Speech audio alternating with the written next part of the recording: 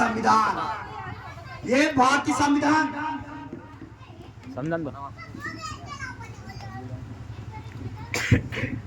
बताओ अंबेडकरवाद की क्या पहचान है?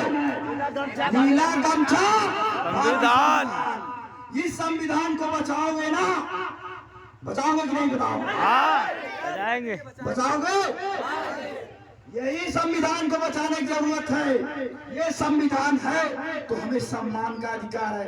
आज जब हमारे समाज के कमजोर तबके के लोग जब बड़े बड़े पदों पे, बड़े बड़े लेवलों पे जाके जब बोलते हैं ना, तो बंधुवाद विचारधारा के व्यक्तियों से दर्द होना, क्या दर्द होता है कि ये जो लोग हमारे सामने बैठते नहीं थे, आज जो हमारे सामने आंख में आंख मिलाकर बात करते हैं, तो ये भारतीय संविधान की देन है, ये अम्बेडकर की देन है।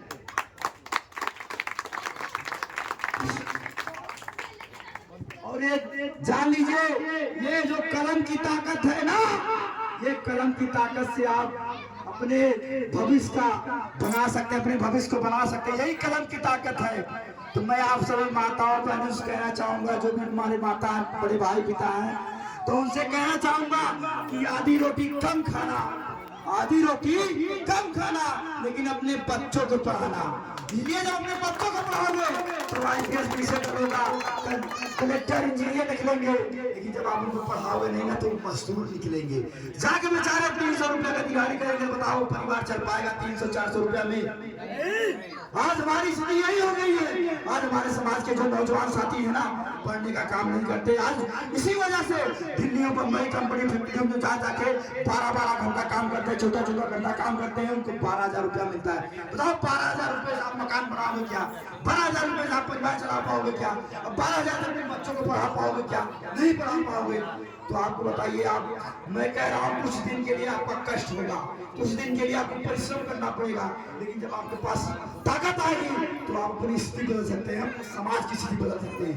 ये ताकत अम्बेडकर ने दिया है, ये ताकत पूरे कांसीराम, ये ताकत गुरु रविदास जी ने कहा था कि ये ताकत है कि आप ये ताकत जो कलम की ताकत है ना, उससे अपने भविष्य, अपने जीवन को सुधार सकते हैं, अपने जीवन को बदल सकते हैं। बताओ अपने बच्चों को पढ़ाओगे कि नहीं? बताओ आधी रोटी कम खाओगे, पढ़ाओगे नहीं? बताओ पढ़ाओगे? पढ़ाओगे ना? पीछे बड़े भाई बोल नहीं रहे सब।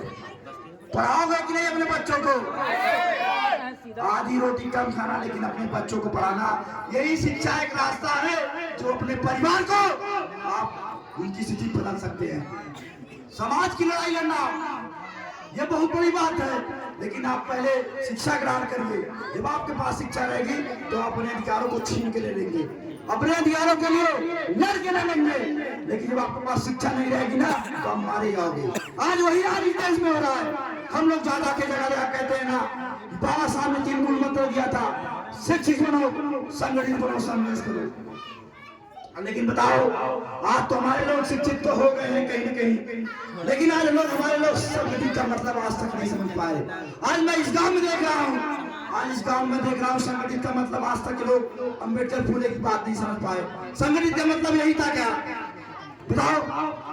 इसी के लिए बाबा साहब ने 4 बच्चे कुर्बान किए थे। इसी के लिए गोल में सम्मेलन में हमारे वोट की ताकत के लिए गए थे। बताओ, बोलते नहीं आ रही।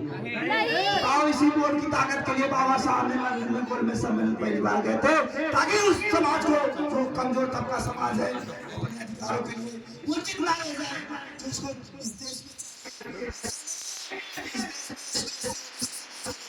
में नहीं दिए।